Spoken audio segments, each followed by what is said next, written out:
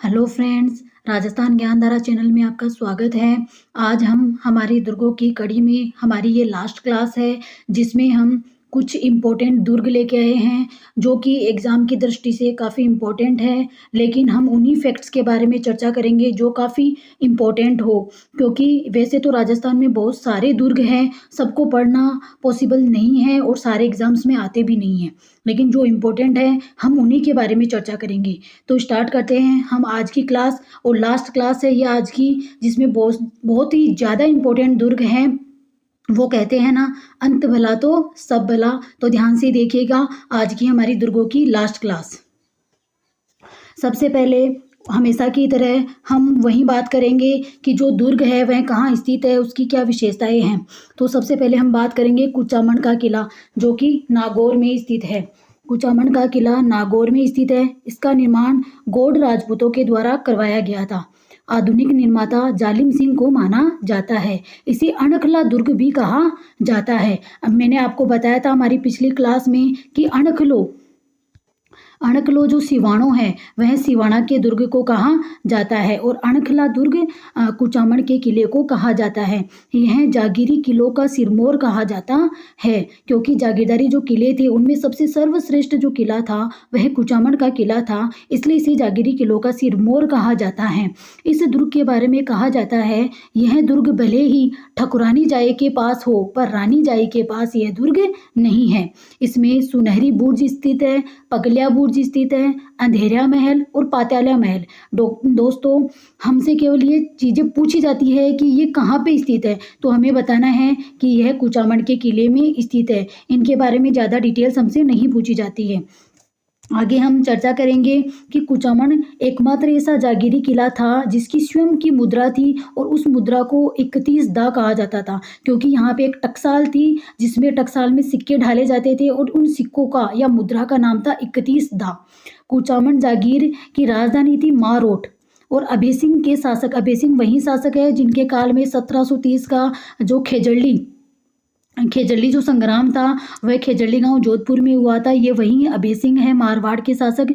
इनके शासक बनने से पहले जो कुचामन है वह मेड़ता के अधीन था, लेकिन अभय सिंह के शासक बनने के बाद में यह जोधपुर राज्य के अधीन हो गया था। यह दुर्ग कुछ बंदियों की ढाणी के नाम से विख्यात है। आगे हम चर्चा करेंगे भानगढ़ दुर्ग, जिसे भूतों का किला भी कहा जाता है। भानगढ़ दुर्ग अलवर में स्थित है। इसका निर्माण भगवंत दास ने करवाया था। भय से भानगढ़, भय से भगवंत दास, याद रख लेंगे, आसानी से हो जाएगा। भानगढ़ का दुर्ग का निर्माण भगवंत दास ने करवाया था। इसे भूतिया किला भी कहा जाता है। जैसा कि दोस्तों आप सब जानते हैं कि भानगढ़ का दुर्ग भूतों के लिए प्रसिद्ध है। ऐसा कहा जाता है कि यहाँ पे भूतों की एक बस्ती रहती है।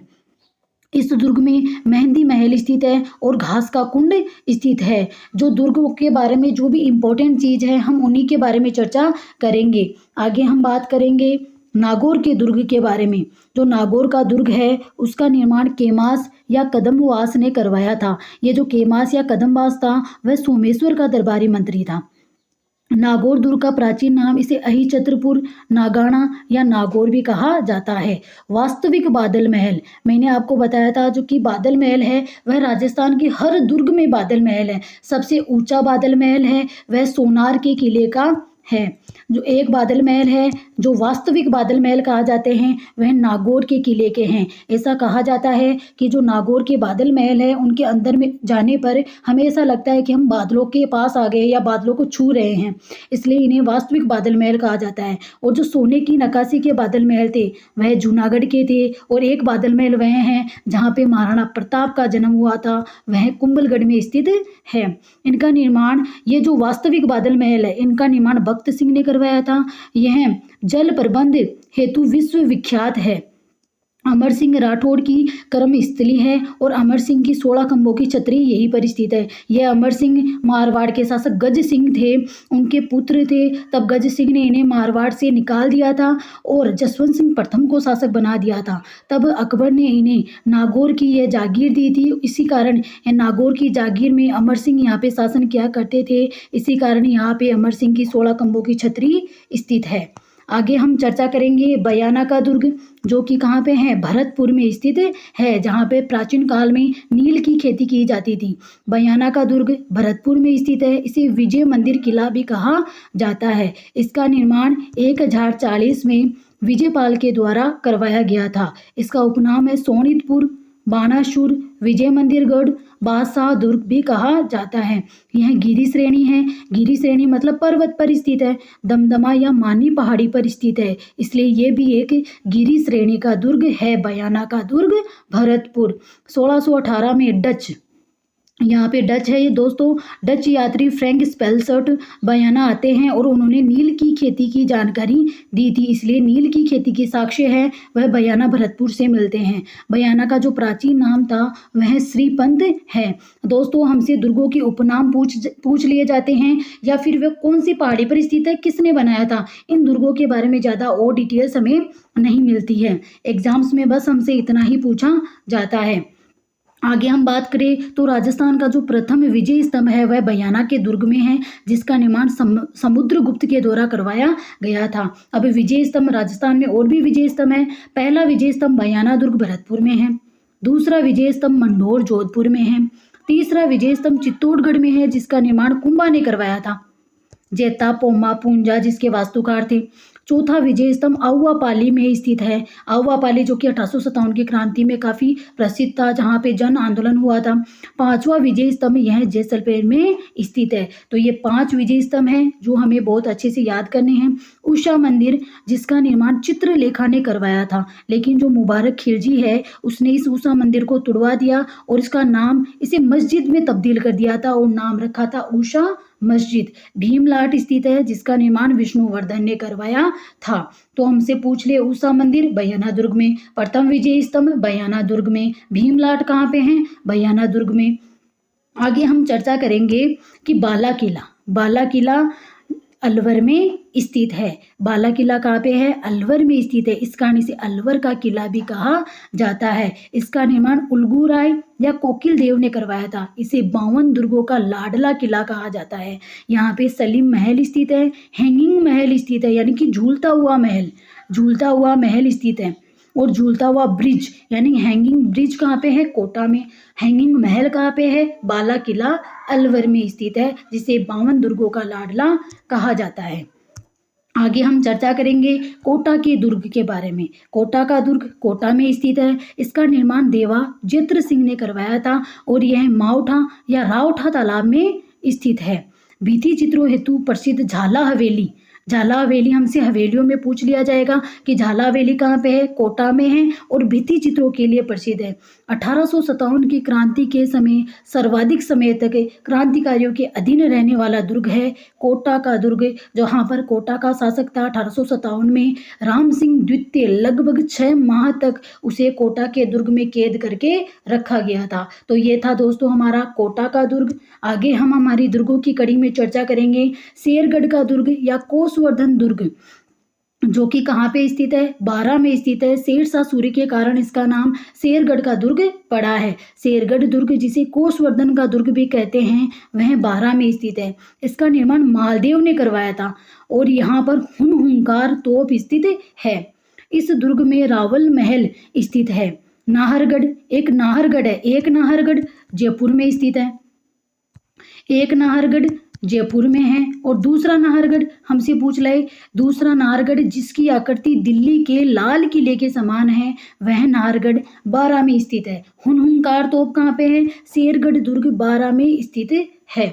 आगे हम चर्चा करेंगे कि जो नवलखा दुर्ग है, नवलखा दुर्ग, नवलखा के नाम से राजस्थान में बहुत सारी चीज़ें, नवलखा दुर्ग हो गया, नवलखा महल, नवलखा बूंदी, नवलखा बावड़ी, नवलखा झील, नवलखा मंदिर, ये सब चीज़ें राजस्थान में हैं जो हमसे काफ़ी पूछी जाती है। मिलती जुलती नाम होने के कारण हम इनमें काफ़ी कंफ्यूज हो जाते हैं, इसलिए मैं आपके लिए हर सारी चीज़ विथ शॉर्ट नोट्स आपके साथ ये लेके आई हूँ। नवलखा दुर्ग है झालावाड़ में, जिसका निर्माण 1860 में पृथ्वी सिंह के द्वारा करवाया गया था। यह एकमात्र ऐसा दुर्ग है जिसका निर्माण कार्य अभी भी जारी है, मतलब यह दुर्ग अभी भी बनाया जा रहा है।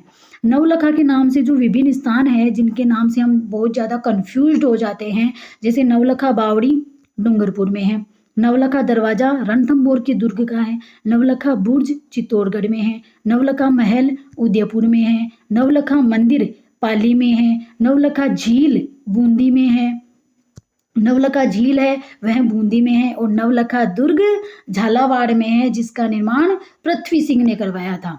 आगे हम चर्चा करेंगे कि भैंसरोडगढ़ का दुर्ग, भैंसरोडगढ़ चित्तौड़गढ़ में स्थित है, जिसका निर्माण भैंसा शाह और रोड़ा शाह के द्वारा करवाया गया था। इसे व्यापारी दुर्ग कहा जाता है और इसे राजस्थान का वेल्लोर कहा जाता है। दोस्तों, कर्नल जेम्स स्टोन ने कहा था कि अगर राजपूताना मुझे कोई पेशकश देना चाहता है तो मैं भैंसरोडगढ़ को लेना चाहूँगा। आगे हम बात करेंगे अचलगढ़। अचलगढ़ सिरोही में स्थित है और इसका निर्माण राणा कुंभा ने करवाया था। राणा कुंभा वीर विनोद श्यामलदास का जो ग्रंथ था वीर विनोद, उसके अनुसार राणा कुंभा ने मेवाड़ में 84 दुर्गों में से 32 दुर्गों का निर्माण करवाया था। ऐसे महान वीर महाराणा कुंभा स्थापत्य के जनक, राजस्थान स्थापत्य के जनक महाराणा कुंभा ने ही अचलगढ़ सिरोही के दुर्ग का निर्माण करवाया था। आगे हम चर्चा करें मांडलगढ़ दुर्ग, जो कि भीलवाड़ा में स्थित है। बनास बेड़च और मेनाल BBM, बनास बेड़च और मेनाल का त्रिवेणी संगम होता है बिंगोद भीलवाड़ा में। यहाँ पर यह दुर्ग इन तीनों नदियों के संगम पर दुर्ग है। मांडलगढ़ मंडल की आकृति का है, इसलिए इसे मांडलगढ़ दुर्ग कहा जाता है। यह जल दुर्ग या औदक दुर्ग की श्रेणी में है। मांडिया भील ने निर्माण करवाया था, इस कारण भी इसे मांडलगढ़ दुर्ग कहा जाता है। हल्दी घाटी के युद्ध से पूर्व अकबर की सेना ने इस दुर्ग में 1 महीने तक या 2 महीने तक सैन्य प्रशिक्षण दिया था और महाराणा प्रताप आजीवन अपने पूरे जीवन काल में चित्तौड़गढ़ और मांडलगढ़ पर अधिकार नहीं कर पाया था और शेष पूरे मेवाड़ पर अधिकार कर लिया था, लेकिन चित्तौड़गढ़ और मांडलगढ़ को अपने आजीवन अपने अधिकार में महाराणा प्रताप भी नहीं ले पाए थे। आगे हम चर्चा करेंगे चूरू का किला। चांदी के किले दागने के लिए प्रसिद्ध है चूरू का किला, जो कि चूरू में है। निर्माण करवाया था ठाकुर कुशल सिंह ने 1739 में इस किले का निर्माण करवाया था। गोपीनाथ का मंदिर बना है जो शिव सिंह के द्वारा बनवाया गया है। यह किला चांदी के गोले बरसाने के लिए प्रसिद्ध है। ऐसा कहा जाता है कि इस समय शीशा खत्म हो गया था तो जनता ने अपने चांदी के गहने लाकर राजा को दे दिए थे और राजा ने उन चांदी के गहनों से गोले बनाकर दागे थे। तो चांदी के गोले दागने के लिए प्रसिद्ध है चूरू का किला, जैसे चूरू और जैसे चांदी। आगे बात करेंगे दौसा का किला। दौसा का किला दौसा में स्थित है। यह किला देवगिरी की पहाड़ी पर स्थित है, जिसका निर्माण गुर्जर प्रतिहारों ने करवाया था। इस किले का आकार सूप या छाजले के समान है, इसलिए इसे छाजमुखी किला भी कहा जाता है। दोस्तों, हमने हमारी सबसे पहली जो क्लास थी उसमें मैंने आपको बताया था कि छाजमुखी दुर्ग कौन से होते हैं और कागमुखी दुर्ग कौन से होते हैं। राजस्थान में ये दुर्गों का एक अलग ही प्रकार है, छाजमुखी और कागमुखी, और इन दोनों के एक एक उदाहरण हमारे राजस्थान में है। कागमुखी दुर्ग मेहरानगढ़ को कहा जाता है, जो आगे से सकड़े और पीछे से चौड़े होते हैं, और छाजमुखी दुर्ग छाजले के आकार के होते हैं, जो आगे से चौड़े और पीछे से सकड़े होते हैं। वह है दौसा का किला, जो कि दौसा में स्थित है। सूप या छाजले के आकार का है। यहाँ पे राजा जी का कुआं स्थित है, 14 राजाओं की साल स्थित है, भूमिया के महल स्थित है, और कछुआ वंश की पहली राजधानी थी दौसा। कछुआ वंश जो अपने आप को भगवान श्री राम के पुत्र कुश का वंशज मानते हैं, उस कछुआ वंश की राजधानी थी दौसा। आगे हम बात करें सज्जनगढ़, जिसका निर्माण मेवाड़ के महाराजा सज्जन सिंह ने करवाया था। यह उदयपुर में स्थित है, सज्जन सिंह के द्वारा निर्मित है। इसे मेवाड़ की मुकुट मणि कहा जाता है। एक है हवा महल हमारा, जो भगवान श्री कृष्ण के मुकुट के समान है। दूसरी है मेवाड़ की मुकुटमणि, जिसका निर्माण सज्जन सिंह ने करवाया था, वह है सज्जनगढ़। उदयपुर में फतेह सागर झील के पास बांसदरा या बंसधरा की पहाड़ी पर स्थित है। इसे मानसून पैलेस भी कहा जाता है। आगे हम चर्चा करेंगे चोमू का किला। चोमू का किले के उपनाम से हमसे हमेशा क्वेश्चन पूछा जाता है। चोमू का किला जयपुर में स्थित है। इसका निर्माण ठाकुर कर्ण सिंह ने 1595 से 1597 के मध्य करवाया था। यह भूमि दुर्ग या स्थल दुर्ग है, मतलब धरातल पर स्थित है। इसे रघुनाथगढ़, धाराधारगढ़ या चोमुआगढ़ कहा जाता है। किले के शीर्ष भाग की बनावट कमल के फूल के समान है। कमल के फूल के समान प्रसिद्ध है ये चोमू का किला, जिसमें हमेशा हमसे पूछ लिया जाता है कि किस किले को चोमुहागढ़ या धाराधारगढ़ कहा जाता है, तो वह चोमू का किला जो जयपुर में स्थित है और भित्ति चित्रों के लिए प्रसिद्ध है। आगे हम चर्चा करेंगे तारागढ़। ये है हमारा तारागढ़। एक तारागढ़ गढ़बीठली अजमेर में है और एक तारागढ़ बूंदी में है, जो धरती से देखने पर आकाश के एक चमकते हुए तारे के समान दिखाई देता है। वह तारागढ़ जो कि बूंदी में स्थित है। इसका निर्माण 1354 में बूंदी के राव देवा के प्रपौत्र बर सिंह ने इसका निर्माण करवाया था। बर सिंह हाड़ा चौहानों का था ये तारागढ़। बूंदी शहर के उत्तरी छोर की पहाड़ी पर स्थित है। यह एक गिरी दुर्ग है। इसका निर्माण मेवाड़, मालवा और गुजरात के शासकों के हमले से बचने के लिए करवाया गया था। और प्राचीन काल में यहाँ मीणा सरदार बूंदा मीणा इसका शासक था और उसी के नाम पर इसका नाम बूंदी पड़ा था। और जिस समय देवा हाड़ा ने जेता मीणा से बूंदी छीना था, उस समय यह बंदू का नाल कहलाता था। और तारागढ़ ऊंचे पर्वत पर स्थित होने पर धरती से आकाश के तारे के समान दिखाई देता है, इसलिए इसे तारागढ़ दुर्ग भी कहा जाता है। दुर्ग की बाहरी जो प्राचीर है उसका निर्माण 18वीं शताब्दी में दलेल सिंह ने करवाया था। आगे हम चर्चा करेंगे कि रुडार्ड किपलिंग थे जो अंग्रेजी उपन्यासकार थे। उन्होंने कहा बूंदी जब आए थे वह सुख महल जेत सागर झील के किनारे हैं, सुख महल उसमें ठहरे थे। और रुडार्ड किपलिंग ने कहा था कि बूंदी के किले का निर्माण भूतों प्रेतों ने करवाया है। और रुडार्ड किपलिंग ने ही मेहरानगढ़ दुर्ग के बारे में कहा था कि इसका निर्माण तो परियों और फरिश्तों ने करवाया है। वह मेहरानगढ़ का किला। और भूतों और प्रेतों ने करवाया है वह है बूंदी का किला। कर्नल टोड ने रजवाड़ों के राजप्रसादों में बूंदी के राजमहलों का सौंदर्य को सर्वश्रेष्ठ बताया है। कर्नल जेम्स टोड कहते हैं कि बूंदी के राजमहलों के सौंदर्य के आगे सब महल फीके हैं। यह किला तिलस्मी किला कहलाता है। महाराणा क्षेत्र सिंह बूंदी विजय के प्रयास करने में ही वीर गति को प्राप्त हो गए थे। फिर उनका पुत्र था लाखा। वह बूंदी के तारागढ़ को जीतना चाहता था, लेकिन काफी प्रयास किया, फिर भी बूंदी पर अधिकार नहीं कर पाया। अंत में उसने बूंदी का एक मिट्टी का किला बनवाया और उसे ध्वस्त कर अपनी प्रतिज्ञा पूर्ण की। लेकिन फिर भी जो कुंभा थे, बूंदी के शासक कुंभा, उन्होंने उस मिट्टी के बूंदी के किले को बचाने के लिए भी अपने प्राणों का न्यौछावर कर दिया था। ऐसे वीर थे बूंदी के हाड़ा चौहान। आगे हम चर्चा करें कि इस किले के प्रमुख महल। बूंदी का किला पूरे विश्व में अपने भित्ति चित्रों के लिए जाना जाता है। चित्रशाला बूंदी की रंग महल। बूंदी के किले में रंग महल है जिसका निर्माण शत्रुसाल ने करवाया था। और एक है चित्रशाला जिसमें रंगीन चित्र बने हुए हैं, जिसका निर्माण महाराजा उम्मेद सिंह ने करवाया था। बूंदी के राजमहलों की इस चित्रशाला में जीवंत भित्ति चित्रों का अनोखा खजाना है। इसमें और अनिरुद्ध महल है, उम्मेद महल, बादल महल, छत्रसाल महल और रतन महल है। बूंदी की जो चित्रकला है वह पशु पक्षियों के चित्रों के लिए प्रसिद्ध है। और बूंदी का जो रंग महल और चित्रशाला है वह पूरे विश्व में अपने चित्रों के लिए प्रसिद्ध है। आगे हम हमारे लास्ट किले के बारे में चर्चा कर रहे हैं। वह बूंदी का किला। उसमें है छत्रसाल महल, यंत्रशाला, बादल महल हर दुर्ग में होता है। अनिरुद्ध महल के भित्ति चित्र भी देखने को मिलते हैं, क्योंकि बूंदी का किला अपने भित्ति चित्रों के लिए प्रसिद्ध है। रतन दौलत वरी खाना, जहाँ पे बूंदी के राजमहल भी स्थित है। यहाँ पर बूंदी के शासकों का राज तिलक होता था।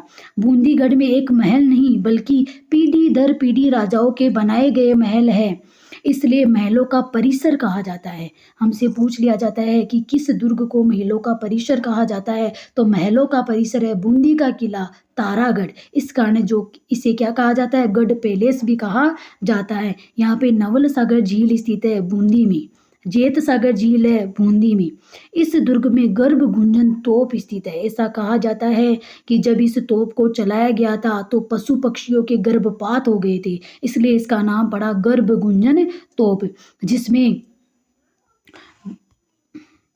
जिसमें पतीला जिसमें पतीला लगाने के बाद तोपची जल में कूदना पड़ता था। इसको रखने के लिए भीम बुर्ज या चोप बुर्ज का निर्माण करवाया गया था। बूंदी की जो गर्भ गुंजन तोप है वह गर्भपात करवा देती थी, इस कारण इसका नाम गर्भ गुंजन तोप पड़ा था। और जयबान तोप जिसने गोगेलाव तालाब का निर्माण करवाया था वह भी हमारे राजस्थान के जयगढ़ दुर्ग में स्थित है। ये थी हमारी राजस्थान की स्थापत्य कला में दुर्गों का हमारा जो चैप्टर था वह आज समाप्त होता है। आगे हम हमारी इस स्थापत्य कला की कड़ी में और अलग दुर्गों के बारे में नहीं पढ़ के हम केवल महलों के बारे में, छतरियों, मंदिरों और स्मारक, बावड़ियाँ, तालाब, हमारे राजस्थान में बहुत सारी ऐसी चीज़ें हैं जो स्थापत्य कला के लिए काफ़ी प्रसिद्ध है। हम हमारा जो अगला टॉपिक है वह कुछ अलग लेके आएंगे। आज की क्लास में बस इतना ही। Thank you.